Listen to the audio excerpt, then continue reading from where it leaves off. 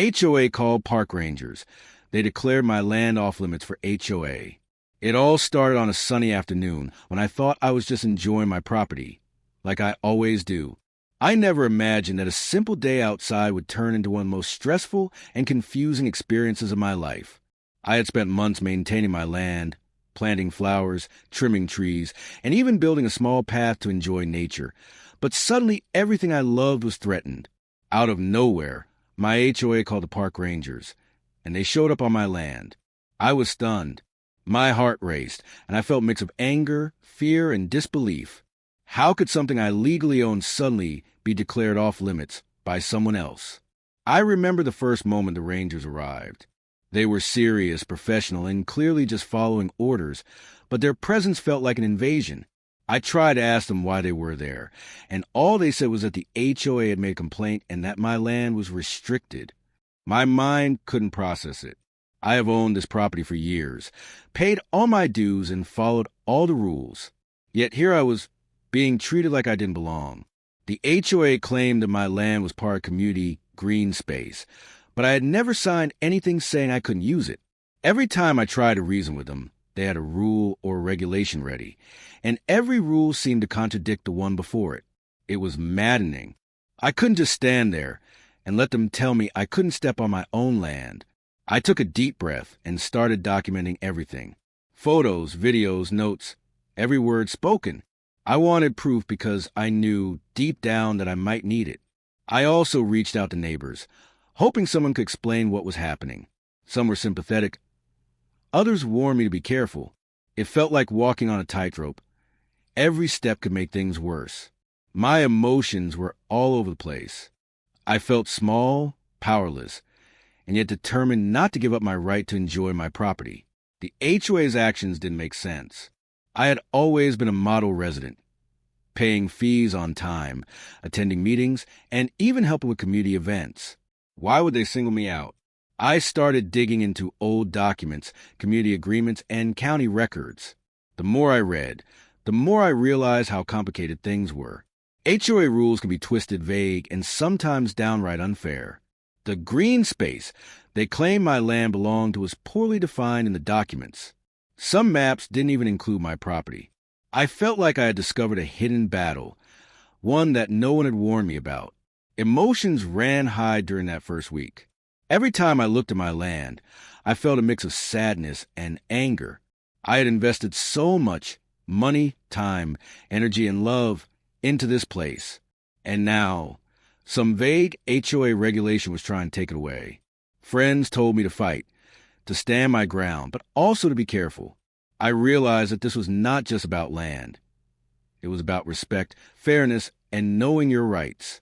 I started talking to legal advisors, trying to understand if I could challenge the HOA. The advice was clear.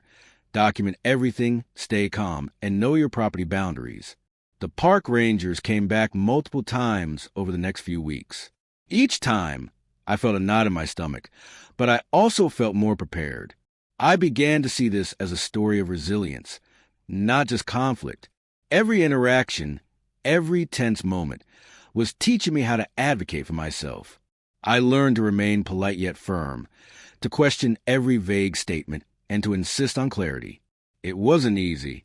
Some days, I wanted to give up and just leave my land alone. Other days, I felt a fiery determination, knowing that if I didn't stand up now, I might never be able to enjoy my property in peace again. One day, I decided to take a more proactive approach. I hosted a small meeting with neighbors, showing them the maps, documents, and photos I had collected. Surprisingly, many of them had faced similar issues but were too afraid to speak up. I realized I was not alone. This community, which was supposed to support and protect residents, had rules that could be weaponized against ordinary people. By sharing my story, I found allies and voices willing to stand with me. It felt empowering.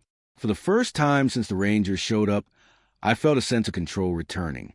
Despite that, the conflict with the HOA was far from over.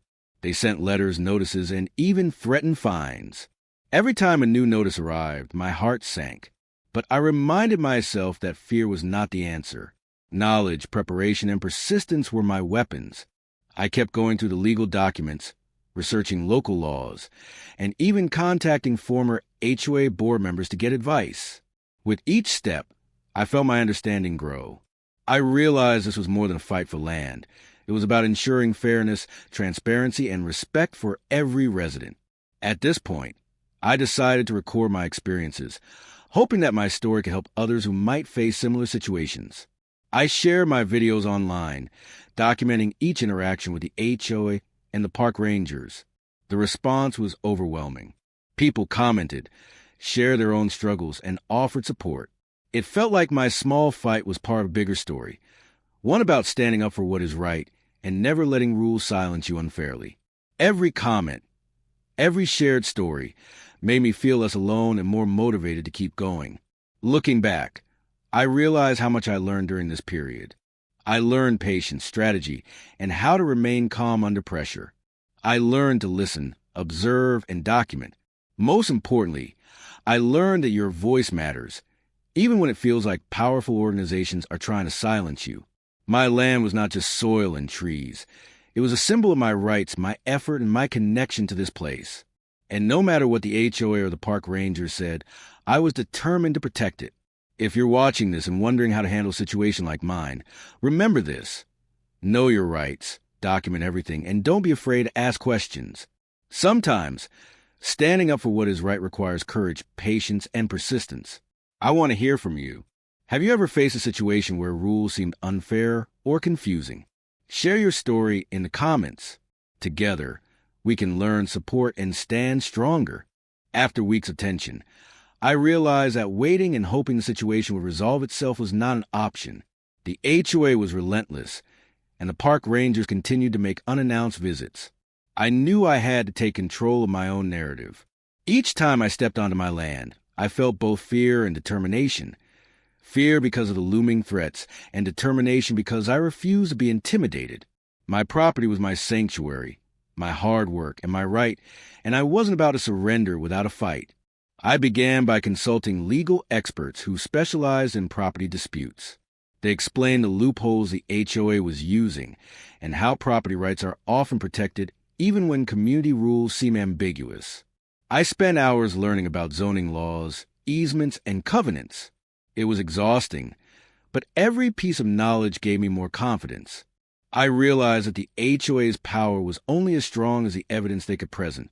My documentation, photos, videos, maps, and emails was my armor. One of the most intense moments came when the HOA tried to escalate the situation with fines. I opened the letter, and my stomach dropped. The fines were outrageous, designed to pressure me into compliance. I sat down, took a deep breath, and reminded myself that I had rights. Panic would only make me vulnerable. I drafted a detailed response, citing specific property laws, maps, and agreements. I made sure every sentence was clear, firm, and professional. Sending that letter felt like my first true act of standing up to the system. I wasn't just defending my land. I was defending fairness, justice, and truth. Meanwhile, the rangers continued to patrol the area, sometimes lingering near my property, as if waiting for me to slip up. I couldn't control their presence, but I could control my actions. I walked my land confidently, knowing that I was within my rights. I even started filming their visits, not to provoke them, but to have a clear record in case any false claims arose. Each visit tested my patience, my nerves, and my ability to remain calm under pressure. I learned that courage isn't about never feeling fear. It's about acting despite it. As the days passed, I started to notice small victories. Neighbors who had been quiet began reaching out, sharing stories of similar HOA harassment. Some admitted they had faced fines, threats, or confusing rules, but had been too intimidated to fight back. My experience gave them hope. Together, we started forming a network of residents committed to transparency and fairness. It was empowering to see that one person's determination could inspire a community to stand up against unfair rules. The HOA, sensing resistance, tried other tactics. They sent ambiguous notices, threatened legal action, and even suggested mediation meetings. I attended every meeting prepared, armed with documentation and questions. I refused to be intimidated by aggressive language or vague claims. I asked clear, pointed questions, and demanded specific references to rules or maps. Watching their confidence waver was strangely satisfying. It showed me that preparation and knowledge are far more powerful than fear. One day, during a particularly tense encounter with the Rangers, I realized something important. They were not my enemies. They were simply enforcing what they believed was law or policy. The real conflict was with the HOA, whose rules were being misused. Shifting my perspective helped me manage my emotions. Instead of lashing out, I approached the Rangers calmly, explained my situation, and even offered documentation to clarify boundaries. It was a small moment, but it marked a turning point in how I handled the conflict, with strategy, patience, and composure. Months passed and the battle continued, but I was no longer fighting alone. I had lawyers, supportive neighbors, and a growing community of people who had faced similar situations. Every notice from the HOA became an opportunity to strengthen my case, clarify the truth, and assert my rights.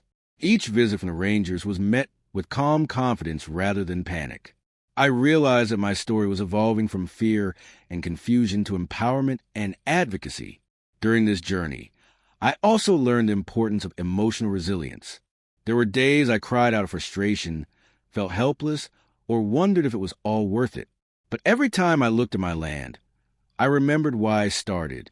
This was not just about ownership. It was about standing up for what is right, protecting the place I love, and refusing to let vague rules dictate my life. Those emotions, raw and real, became fuel for my fight. Eventually, the HOA had to acknowledge my evidence and claims. The maps, documents, and persistent advocacy made it clear that my land was indeed my property, not a community green space. It was a hard-fought victory, not just for me, but for anyone who might face similar challenges in the future. I felt relief, yes, but also a deep sense of pride. Standing up against unfair treatment is never easy, but it is always worth it. The experience taught me lessons about law, community, and human resilience that I will never forget. Now, when I walk across my property, I feel a sense of freedom and accomplishment. The flowers I planted, the trees I nurtured, and the path I built are more than just physical spaces. They represent courage, patience, and the power of standing up for yourself. I share my story not to boast, but to inspire others. Too many people stay silent when they face unfair rules or threats.